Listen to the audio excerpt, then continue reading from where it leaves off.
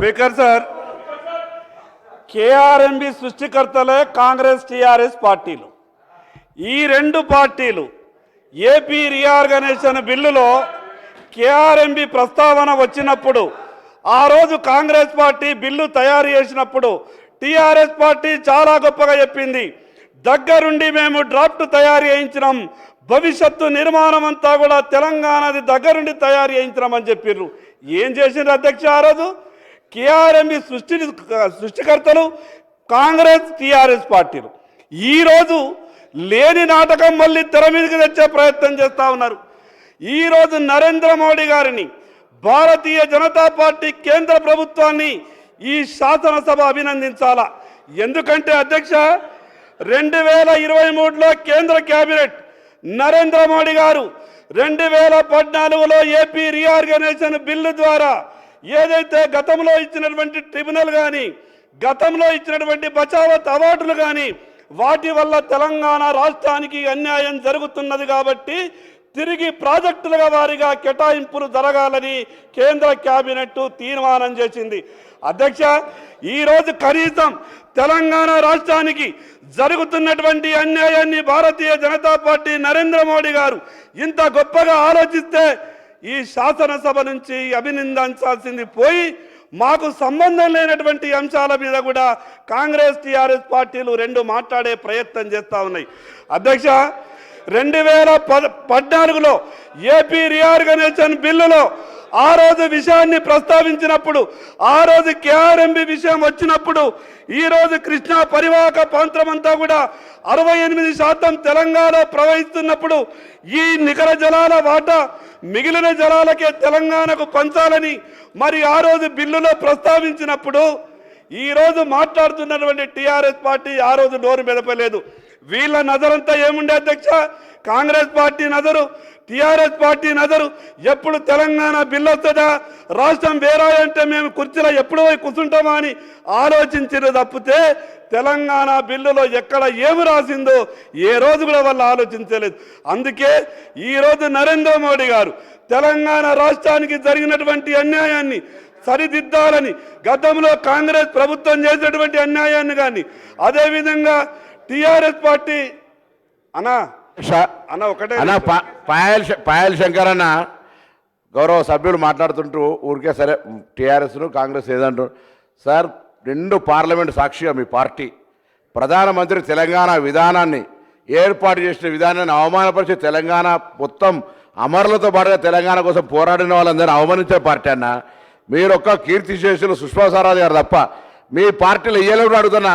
9.5 సంవత్సరాల ప్రభుత్వం తర్వాత ప్రభుత్వం వచ్చింది, ఏ విభజన హామీ అమలు చేసినా చెప్పండి. వాళ్ళు అడగలే రైట్? ఏనాడు మీరు ఒక విభజన హామీ ఇక్కడ ఇచ్చిర్రు?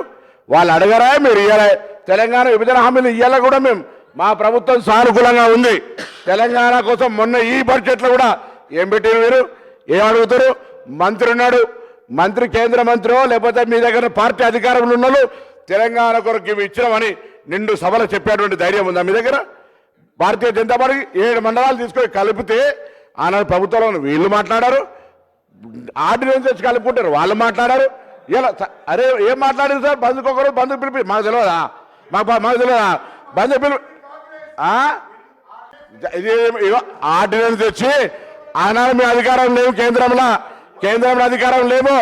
ఓటెక్క అరే అప్పటికి vertical division Andhra Telangana vertical division వచ్చి ఆంధ్ర ఎంపీలు వస్తే దాన్ని మీరు లెక్క పెడితే ఎట్లా? ఇలా నేను అడుగుతున్న మాట హరీష్ రావు గారు గౌరవ సభ్యులు, భారతీయ జనతా పార్టీ కేంద్ర విభజన హామీలు అమలు చేయలే. భారతీయ జనతా పార్టీ తెలంగాణ ఏర్పాటును పార్లమెంట్ సాక్షిగా క్రిటిసైజ్ చేసింది. ఈ రోజు 9 సంవత్సరాలుగా తెలంగాణ అభివృద్ధికి ఏం నిధులు తెచ్చింది ఒక్కసారి శ్వేతపత్రం ఇవ్వమంటున్నారు. పొద్దున చూపెట్టి ఎన్నికలకోండి. మీరు తెలంగాణకు ₹1 కూడా ఇవ్వకుండా ఇలా మీరు మాట్లాడే హక్కు ఎక్కడిది? తెలంగాణలో ఉన్న 4 పార్లమెంట్ సభ్యులు ఉంటే అనేక మాటలు మాట్లాడుతున్నారు. లేకపోతే మా పథకాలకు ఫోటోలు పెట్టుకోవాలని మొన్నటిదాకా కొట్టుకున్నటువంటి వీళ్ళు ఇలా వాళ్ళ గురించి మాట్లాడితే ఎట్లా సార్? దయచేసి అధ్యక్ష, వాళ్ళు మాట్లాడే ముందు వాళ్ళ పరిధి మాట్లాడాలని ఊరికే వెరటలో తిడుతుంటే చూస్తూ ఊరుకోరు. భారతీయ జనతా పార్టీకి రాష్ట్రంలో ఆఫీస్ తాళం వేసుకోవాలి. విభజనను తిట్టిన తర్వాత వాళ్ళకి హక్కు ఎక్కడ సార్? నేను రాజకీయ విమర్శ చేయదలుచుకోలేదు. గౌరవ మంత్రి గారు మాట్లాడినట్టు నేను తిరిగి మాట్లాడదలుచుకోలేదు.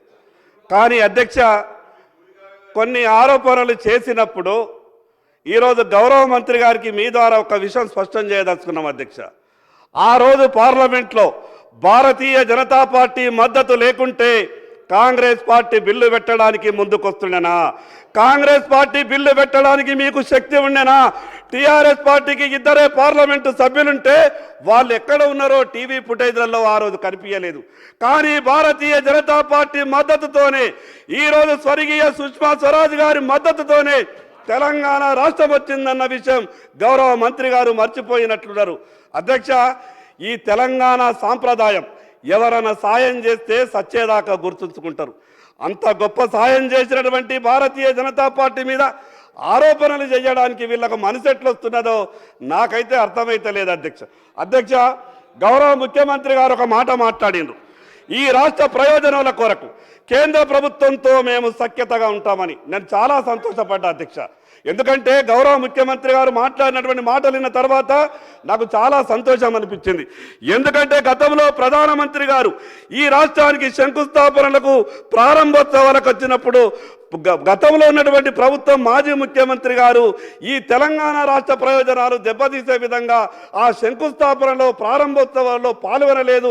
దానివల్ల తెలంగాణకు అన్యాయం జరిగిందని కొంత భయపడ్డాం అధ్యక్ష. కానీ గౌరవ ముఖ్యమంత్రి గారు మాట్లాడిన మాటలు విన్న తర్వాత మేము చాలా సంతోషపడ్డాం అధ్యక్ష. ఈరోజు కేఆర్ఎంబి విషయంలో కానీ జరిగినటువంటి విషయాల మీద కానీ కేంద్ర ప్రభుత్వంతో సరి అయినటువంటి రీతిలో చర్చిస్తే జరిగినటువంటి అన్యాయాన్ని కూడా మనం సవరించుకునేటటువంటి అవకాశం ఉన్నది అధ్యక్ష. కేవలం రాజకీయ ఆరోపణలు చేసి ఈ రాష్ట్రానికి అన్యాయం చేయొద్దని కాంగ్రెస్ టీఆర్ఎస్ రెండు పార్టీలకు చెప్పదలుచుకున్నాం అధ్యక్ష.